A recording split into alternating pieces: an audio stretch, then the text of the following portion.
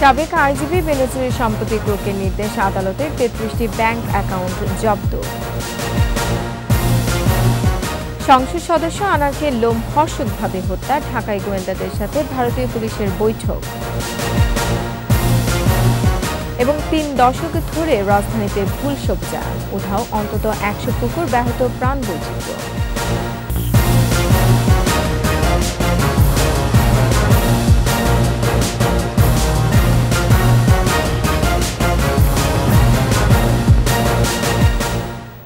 শুনছিলেন first security ইসলামী bank PLC সংবাদ শিরোনাম। আমন্ত্রণ সকাল ৯টার ২১শে সংবাদে, সাথে আছে আমি রোমানা আমিন। ২১শে টেলিভিশনের সংবাদ একই সাথে সরাসরি দেখতে পাবেন আমাদের ফেসবুক পেজ www.facebook.com/124 অনলাইনে। সাবেক আইজিপি বেনজির আহমেদের স্থাবর অস্থাবর সম্পত্তি ক্রোকের নির্দেশ দিয়েছেন আদালত। সেই সাথে তার ২৭টি ব্যাংক অ্যাকাউন্ট সহ আর্থিক লেনদেনকারী ৩৩টি হিসাবও জব্দ থাকবে। দুদকের আবেদনের প্রেক্ষিতে এ আদেশ দেন ঢাকা মহানগর দায়রা জজ আদালত। মানিক শিকদারের রিপোর্ট। সম্প্রতি এক গণমাধ্যমে দাবি করা হয় পুলিশের সাবেক মহাপরিচালক বেনজির আহমেদের বিপুল পরিমাণ অবৈধ সম্পদের খোঁজ মিলেছে। এরপর থেকেই আলোচনায় পুলিশের সাবেক এই আইজি।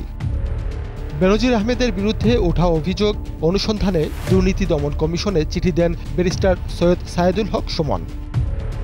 এ প্রেক্ষিতে অনুসন্ধানের পর সত্যতা মিললে বৃহস্পতিবার বেনজিরের সম্পত্তি ক্রোকের আবেদন করে দুদক। এরপর ঢাকা মহানগর দায়রা জজ মোহাম্মদ আসামস জগলুল হোসেনের আদালত এ রায় দেন। আদালত এই আবেদনটি শুনে কাগজপত্র পর্যালোচনা করে যাবতীয় প্রপার্টি যেগুলি আছেন, যেমন ব্যাংক অ্যাকাউন্ট আছেন, স্থাবর সম্পদ আছেন স্থাবর সম্পদ, তারপরে আপনার ওই 83 ডিডস, মানে তোমার হলো 83টা দলিলের যে ডিটের প্রপার্টি, তারপর কক্সবাজারের বিভিন্ন সাব রেজিস্ট্রি অফিসের রেজিস্ট্রিকৃত সম্পত্তি সমূহ জব্দের নির্দেশ দিয়েছেন। আদেশটি ২৭টি ব্যাংক, আর্থিক লেনদেনকারী প্রতিষ্ঠান, অনুসন্ধানকারী ও অভিযুক্ত বরাবর প্রেরণের নির্দেশ দেন আদালত। মানিক শিকদার, ২১শে টেলিভিশন, ঢাকা। সংসদ সদস্য আনোয়ারুল আজিমের মরদেহের অস্তিত্ব বিলীন করতে শরীর খণ্ড বিখণ্ড করা হয়েছে। আলামত নষ্ট করতে শরীরের মাংসে হলুদ মিশিয়ে ফেলে দেওয়া হয় বিভিন্ন জায়গায়। আনার হত্যার এমন লোমহর্ষক বর্ণনা দিলেন মহানগর গোয়েন্দা পুলিশের অতিরিক্ত কমিশনার। রাসেল খানের রিপোর্ট। ঝিনাইদহ ৪ আসনের এমপি আনোয়ারুল আজিমের হত্যার খবর সামনে আসার পর থেকেই তার মরদেহ নিয়ে বেশ চাঞ্চল্যের সৃষ্টি হয়। খণ্ডিত মরদেহ উদ্ধার হলেও এখনো পুরো লাশের হদিস মিলেনি। অবশেষে সবকিছু খোলাসা করল ঢাকার মহানগর গোয়েন্দা পুলিশ। বাংলাদেশে হত্যার পরিকল্পনা হলেও পরে সিদ্ধান্ত হয় এমপি আনারকে খুন করা হবে ভারতে। ডিবি বলছে এই হত্যার মূল পরিকল্পনাকারী এমপি আনারের বাল্যবন্ধু আক্তারুজ্জামান শাহীন, আর সরাসরি হত্যায় জড়িত ছিল পূর্ব বাংলা কমিউনিস্ট পার্টির নেতা আমানুল্লাহ ও তার বান্ধবী সেলেস্তি রহমান। শাহীন গা ঢাকা দিলেও শেষ রক্ষা হয়নি তার সহকর্মীদের। সিয়াম তার আগে ভিতরে ছিল, সেটা 13 তারিখ 2:51 মিনিটে তারা সবাই ঢুকেছে এবং আধা ঘন্টার মধ্যেই কিন্তু মানে এই নৃশংস বর্বরোচিত হত্যাকাণ্ডটি সংঘটিত হয়ে যায়। আটকদের বরাত দিয়ে ডিবি পুলিশের অতিরিক্ত কমিশনার বলেন, হত্যার পর আনারের মরদেহ থেকে আলাদা করা হয়েছে হাড় ও মাংস, পরে বিভিন্ন স্থানে ফেলে দেওয়া হয়। লাশটাকে এমনভাবে গুম করা হবে যাতে কেউ কোনোদিন খুঁজে না পায়, যার কারণে তারা মানে বিভিন্ন পার্টে ভাগ করে ফেলেছে, অর্থাৎ হাড্ডির সাথে মাংসকে আলাদা করে ফেলেছে। সিয়াম জাহিদ ভারতীয় একজন ড্রাইভার, সেই ড্রাইভারটা হয়তো জানেও না কি নিয়ে তারা চলে যায়। রাজধানীর গুলশান ও বসুন্ধরা আবাসিক এলাকার আলাদা দুটি বাসায় দীর্ঘদিন ধরে এই হত্যার পরিকল্পনা করা হয়েছে। হারুনুর রশিদ জানান, কোনো আর্থিক কারণ নাকি আধিপত্য বিস্তারকে কেন্দ্র করে হত্যা হয়েছে তারও তদন্ত করা হচ্ছে। আর্থিক কারণে বা রাজনৈতিক কারণে অথবা কোনো আধিপত্য বিস্তারকে ঘিরে কোনো ধরনের কারণে ঘটনাটি ঘটেছে কিনা সেটা আমরা তদন্তে বের হয়ে আসবে। পাশাপাশি আপনারা জানেন যে মূল যে মাস্টারমাইন্ড এবং যে আমাদের ভিকটিম, তারা কিন্তু পরস্পরের বন্ধু, তারা একসময় একসাথে খেলাধুলা করত। অধিকতর তদন্তের প্রয়োজনে সরকার অনুমতি দিলে বাংলাদেশের গোয়েন্দা দলও যাবে ভারতে। কলকাতা পুলিশ এবং আমাদের বাংলাদেশের ডিবি আমরা সম্মিলিতভাবে কাজ করছি এবং আমরা একে অপরের সাথে আমাদের তথ্য আদান প্রদান করছি। রাসেল খান, 21 টেলিভিশন, ঢাকা। এদিকে কলকাতা থেকে সংসদ সদস্য আনারের মরদেহ উদ্ধারের চেষ্টা চলছে বলে জানিয়েছেন গোয়েন্দা পুলিশের অতিরিক্ত কমিশনার মোহাম্মদ হারুনুর রশিদ। ভারত থেকে আসা 4 পুলিশ সদস্যের সঙ্গে বৈঠক শেষে সাংবাদিকদের আরও জানান, ভারতে গ্রেফতার সিয়াম এবং বাংলাদেশে যে 3 জন গ্রেফতার তাদের তথ্যের মিল রয়েছে। আনারের মরদেহ টুকরো টুকরো করে কোথায় ফেলা হয়েছে জানতে ভারতে গ্রেফতার আসামির মাধ্যমে চেষ্টা করা হচ্ছে বলেও জানান ডিবি পুলিশের এই শীর্ষ কর্মকর্তা।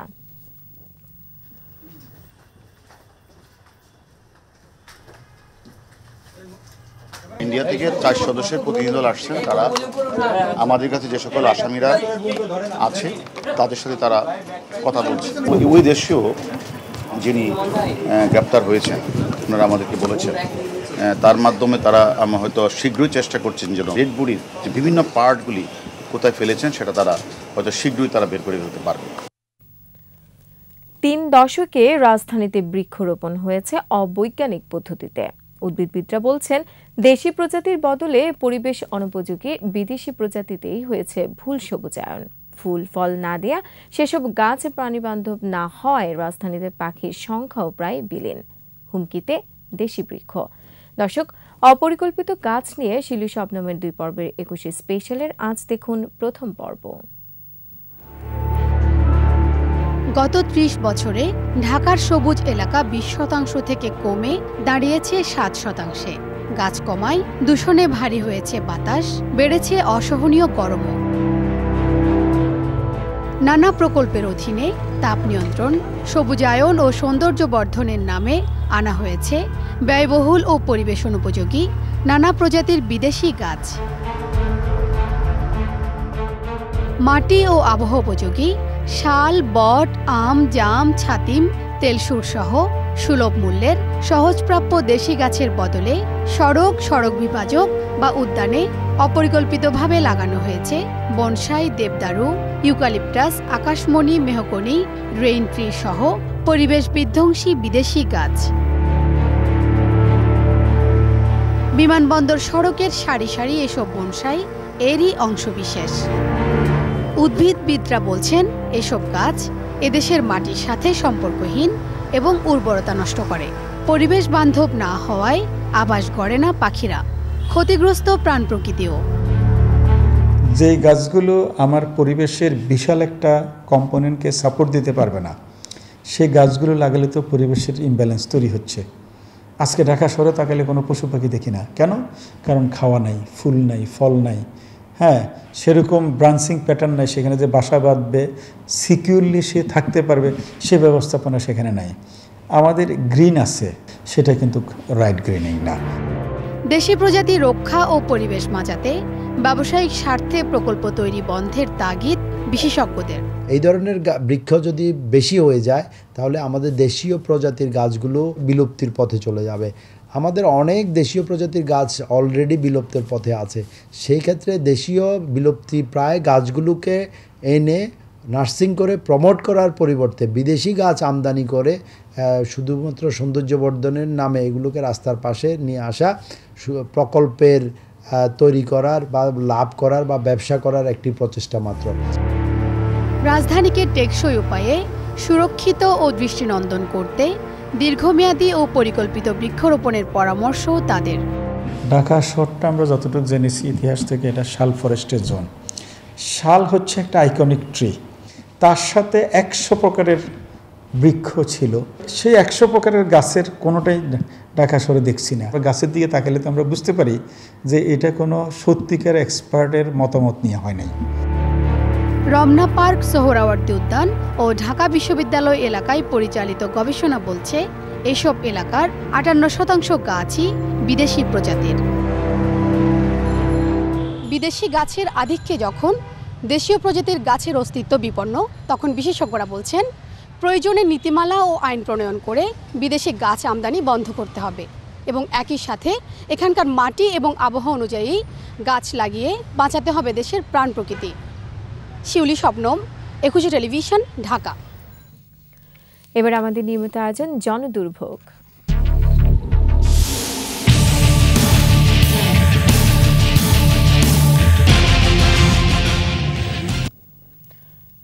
একের পর এক আগুনে ধরলেও অসহায় ফায়ার সার্ভিস, কারণ 3 দশকে উধাও ঢাকার অন্তত 100 পুকুর ভরাট হয়ে সেখানে উঠেছে বহুতল ভবন। পর্যাপ্ত জলাধার না থাকায় ব্যাহত হচ্ছে রাজধানীর প্রাণ বৈচিত্র্য। ইয়াকুব লিটুর ক্যামেরায় আরো জানাচ্ছেন অখিল পোদ্দার।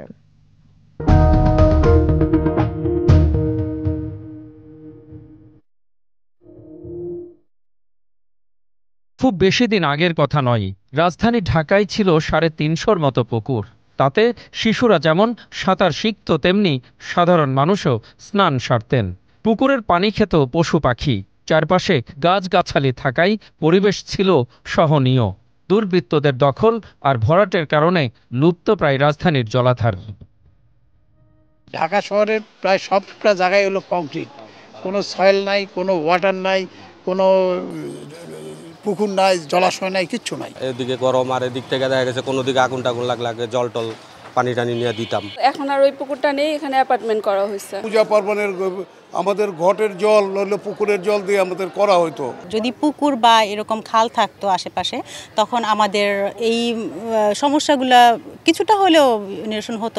সাঁতার শেখার সুযোগ না থাকায় প্রতি বছর মারা যায় 11,000 শিশু, যাদের বয়স 5 বছরের মধ্যে, এবং অনেকেরই বসবাস ঢাকা শহরে। পুকুর না থাকার কারণে পানিতে ডুবে বছরে প্রায় 40,000 শিশু মারা যাচ্ছে। আমার বাচ্চাকে আমরা কোথায় সাঁতার শিখাবো? এখন তার এইসব নাই। আমার ছেলে মেয়ে সাঁতার জানে না, কিন্তু ভয়ের তো ব্যাপার। সব পুকুর ভরে, যেখানে ফসল আবাদি ক্ষেত ছিল সেটাকে ভরে হাউজিং, নানান ইন্ডাস্ট্রি সব কিছু করে এমনভাবে দখল করে ফেলছি, যার ফলাফল এখন আমরা সবাই টের পাচ্ছি। পুষ্কুনি সামনে থাকলে তৎক্ষণাৎ ফায়ার সার্ভিস এসে সাথে সাথে ওইখানে বসায় কিন্তু আপনি পানি নিষ্কাশনের ব্যবস্থা করতে পারেন। বড় বড় 5 বিঘা 6 বিঘা করে একটা পুকুর, এগুলি এখন আর নাই। সব বইরা মাঠ, বেচাকেনি বিল্ডিং, যা কিনা আমরা গোসল করতে পারতাম, আমরা খেলতে পারতাম, আমরা সব কিছু করতে পারতাম, কিন্তু আস্তে আস্তে এগুলো সব বিলুপ্ত হয়ে গেছে। পুকুর নিঃশেষ হওয়ার প্রভাব পড়েছে সাধারণ মানুষের নিত্যকার জীবন প্রণালীতে। অন্যান্য যে জীববৈচিত্র্য পানিকে অবলম্বন করে বেঁচে থাকে, তারা থাকবে না, এবং আমাদের যে নানা কাজে প্রয়োজনীয় পানি সেটাও আমরা পাবো না। এসব কথা জানা থাকা সত্ত্বেও আমরা কিন্তু পানি নিয়ে খুব যে সচেতন তা নয়, বরঞ্চ অনেকটাই ইচ্ছাকৃতভাবে আমাদের যে কোনো একটা ক্ষুদ্র লাভের জন্য এরকম একটা বড় বিষয়কে আমরা অবহেলা করি। পুরান ঢাকার সিদ্দিক বাজার, নাজিরা বাজার, টাকারহাট, সুরিটোলা সহ উত্তর সিটি কর্পোরেশনে টিকে আছে 29টি পুকুর। রক্ষণাবেক্ষণ না থাকলে অচিরেই দখল হয়ে যাবে এসব জলাধার। আগে অনেক বড় পুকুর ছিল, পরে ওই যে কোম্পানি ভাগ করে বিক্রি করে আলাদা। সবাই মনে করেন 2তলা 5তলা 3তলা বিল্ডিং করে ওই পুকুরে থাকতেছে।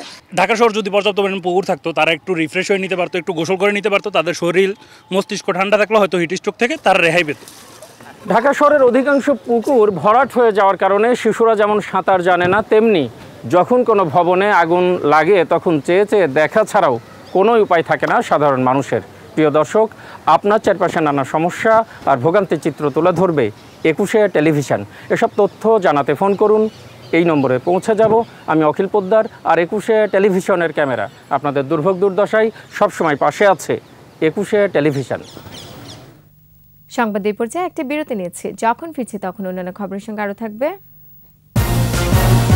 পঞ্চগড়ের সমতলে বাণিজ্যিক কফি চাষ, পরীক্ষামূলক আবাদে ভালো ফলন। আবার আমন্ত্রণ সকাল 9টার 21শে সংবাদে। ঈদুল আজহাকে সামনে রেখে দিনাজপুরের হিলি স্থলবন্দর দিয়ে জিরা সহ অন্য মশলার আমদানি স্বাভাবিক থাকলেও লোকসানে পেঁয়াজ আনা বন্ধ রেখেছেন ব্যবসায়ীরা। তবে আমদানি কমের অজুহাতে বেড়েছে মশলা জাতীয় পণ্যের দাম, বিপাকে ক্রেতা ও খুচরা বিক্রেতারা। হিলি প্রতিনিধি সালাউদ্দিন বকুলের রিপোর্ট, জানাচ্ছেন রত্না জামান। কোরবানির ঈদের চাহিদা পূরণে ভারত থেকে জিরা, আদা ও রসুন সহ অন্য মশলা জাতীয় পণ্যের আমদানি বাড়িয়েছেন হিলি বন্দরের ব্যবসায়ীরা।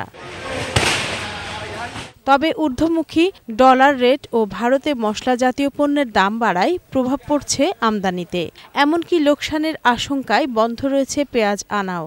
জিরার পরিমাণ প্রতি বছরের তুলনায় এবারে খুবই কম হওয়ার কারণ হলো যে ডলারের ঊর্ধ্বগতি, ডলার বাড়ে কমে, আবার ইন্ডিয়াতেও অনেক দাম বেশি, এই জন্য আমরা পণ্য কম করতেছি, যাতে কখন আবার ঊর্ধ্বগতি আবার কখনো কম, যদি লসের পরিমাণ বেশি হয়। এত শুল্ক দিয়ে ভারত থেকে এক্সপোর্টের পেঁয়াজ বাংলাদেশে নিয়ে এসে কোনো রকম পর্তা নেই। মশলা বেশি ঢুকে গেলে আশা করি দামটা কমে যাবে। এদিকে ঈদ ঘিরে সপ্তাহের ব্যবধানে এসব পণ্যের দাম বাড়ছে দেশের বাজারেও। জিরার দাম কেজিতে 150 টাকা ও এলাচ কেজি প্রতি 150 থেকে 300 টাকা বেড়েছে। হিলি বাজারে মশলার ক্রেতাদের পাশাপাশি বিপাকে খুচরা বিক্রেতারাও। দেখি জিরার দাম অনেক বেশি, আগে দাম কম ছিল। জিরা 700 টাকা কেজি, আগে দাম কম ছিল, এখন দামটা বৃদ্ধি, বাজারটা স্থির না। এলাচের রেটও কোয়ালিটি ভেদে বেশি, এলাচের রেট আপনার 150, 200, 300 টাকা পার কেজিতে বাড়ছে। মশলা জাতীয় ঈদ পণ্য কাস্টমসের প্রক্রিয়া শেষে দ্রুত ছাড়ের ব্যবস্থা রেখেছে বন্দর কর্তৃপক্ষ। জিরাটি আসার পরে আমরা সাধারণত এটা একটু দেরিতেই শুল্কায়ন এবং হয়, কারণ কাস্টমের কিছু প্রক্রিয়া আছে, এক্সামিন অ্যাসেসমেন্ট শেষে এটা দ্রুততার সাথে তারা বের করে নিয়ে যে বাজারজাত করতে পারে, এই জন্য পানামা কর্তৃপক্ষ আমরা সব প্রায়োরিটি তাদেরকে দিয়ে থাকি। চলতি বছরে এ পর্যন্ত হিলি বন্দর দিয়ে ৭,৫১৪ ট্রাকে আমদানি হয়েছে 2,10,700 মেট্রিক টন জিরা, আদা, রসুন, মহুরি, এলাচ ও মেথি। রত্না সামান, ২১শে টেলিভিশন। সাথী ফসল হিসেবে সমতলের মাটিতে বাণিজ্যিকভাবে কফি চাষের চমক দেখিয়েছেন পঞ্চগড়ের চাষিরা। পরীক্ষামূলক আবাদে ফলন পেয়ে সচ্ছলতার আশা তাদের। কৃষি প্রযুক্তির সঙ্গে বিপণনের সহায়তা দিচ্ছে কৃষি বিভাগও। পঞ্চগড় প্রতিনিধির তথ্য ছবিতে মাসুম আলিসার প্রতিবেদন। পঞ্চগড়ের কৃষিতে একের পর এক বৈচিত্র্য। চা, কমলা, মাল্টা, বাদাম, চিয়া সিড, কিনোয়ার মতো উন্নতমানের ফসল চাষে মিলছে সফলতা। চাষিদের সামনেও খুলছে সচ্ছলতার নতুন নতুন পথ। জেলার সমতলে এবার বাণিজ্যিকভাবে কফি চাষেও সফল প্রান্তিক চাষিরা। বাড়ির পাশের আম, চা ও সুপারি বাগানের ফাঁকে সাথী ফসল হিসেবে কফি ফলিয়েছেন তারা। ২০২১ সালে বাগান ভিত্তিক কফির আবাদ শুরু করেছিলেন পঞ্চগড় সদর, আটোয়ারী ও তেঁতুলিয়া উপজেলার ৪১ জন কৃষক। ৩০ শতক জমিতে আবাদের জন্য তাদেরকে বিনামূল্যে ১৩৫টি করে কফির চারা দেয় কৃষি বিভাগ। সেসব চারায় চলতি মৌসুমে ফলন ধরেছে। কফি আবাদে নেই বাড়তি পরিশ্রম, ঝুঁকি আর রোগবালাই। একই খরচে বাড়তি আয়ে খুশি চাষিরা। আমার প্রতিবেশী ভাই কফির বাগান লাগাইছে, এটা খুব লাভজনক। এই চা বাগান তুলে দিয়ে আমি এবার কফির বাগান লাগাবো। এই কফি চাষ করছি, এটা যে সে সাফল্য অর্জন করে, আগামী বছর এটাতে আমিও কফি চাষ করব। সফল চাষিদের দেখা দেখি চলতি বছর আরো ৪০ বিঘা জমিতে লাভজনক অ্যারাবিকা ও রোবাস্টা জাতের কফির চাষ করছেন অন্যরা। গত বছরে আমি কফি গাছগুলো কাটছিলাম, আলহামদুলিল্লাহ এখন পর্যন্ত ফলন এবং ফুল যথেষ্ট পরিমাণ। গাছ ভালোই হয়েছে, ফলও আসছে, ফল পাকছে। এই এক ফল তুলতে না ফুলতে আরেক ফল, আশ্চর্যজনক ঘটনা। চাষের পরিধি বাড়ানোর পাশাপাশি কফির বাজারজাতকরণেও সহায়তা দিচ্ছে কৃষি বিভাগ। কফি চাষ যেন আরো বৃদ্ধি পায় তার জন্য পরামর্শ দিয়ে যাচ্ছি। ভবিষ্যতে এটার আবাদ বৃদ্ধি পেলে বিপণন এবং প্রক্রিয়াজাতকরণ করার জন্য আমরা উদ্যোগ গ্রহণ করব। পঞ্চগড়ের মাটি অনেক বেশি উর্বর, আগামীতে তাই আরো অপ্রচলিত ও লাভজনক ফসল ফলাতে আশাবাদী সবাই। মাসুম আলিসা, ২১শে টেলিভিশন। আবার নিচ্ছি সংবাদ বিরতি। যখন ফিরছি তখন অন্যান্য খবরের সঙ্গে আরো থাকবে। শৈশবের শহরে চিরনিদ্রায় শায়িত রাইসি, অন্তিম যাত্রায় লাখো মানুষের ঢল। স্কয়ার টয়লেট্রিজ লিমিটেডের ন্যাপকিন ব্র্যান্ড সেনোরার পৃষ্ঠপোষকতায় পঞ্চমবারের মতো হয়ে গেল লং ঢাকা উইমেন্স ম্যারাথন। ভোরে এই ম্যারাথন আয়োজনটি হয় রাজধানীর হাতিরঝিলে। ইভেন্টটি হয় দুই ভাগে। 2.7 কিলোমিটারের ফান রান শুরু হয় ভোর 5টা 45 মিনিটে, আর এর 15 মিনিট আগে হয় 10 কিলোমিটারের ম্যারাথন দৌড় প্রতিযোগিতা। দুই ইভেন্টই শেষ হয় পুলিশ প্লাজা কনকর্ড পয়েন্টে। পরে বিজয়ীদের হাতে পুরস্কার তুলে দেন পৃষ্ঠপোষক প্রতিষ্ঠান স্কয়ার টয়লেট্রিজ লিমিটেডের কর্মকর্তারা।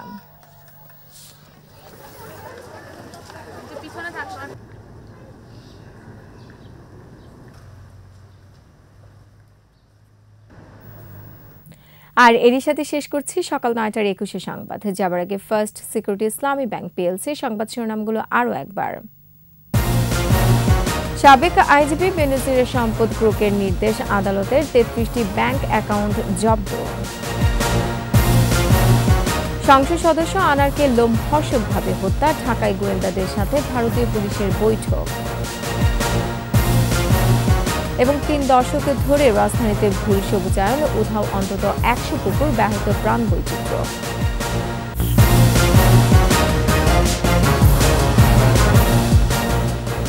দর্শক, সর্বশেষ খবর জানতে ডায়াল করুন 2021 নম্বর আর ভিজিট করুন 21-tv.com এই ওয়েবসাইটে। এছাড়া ফেসবুকে ভিজিট করতে পারেন facebook.com/2124 অনলাইনে।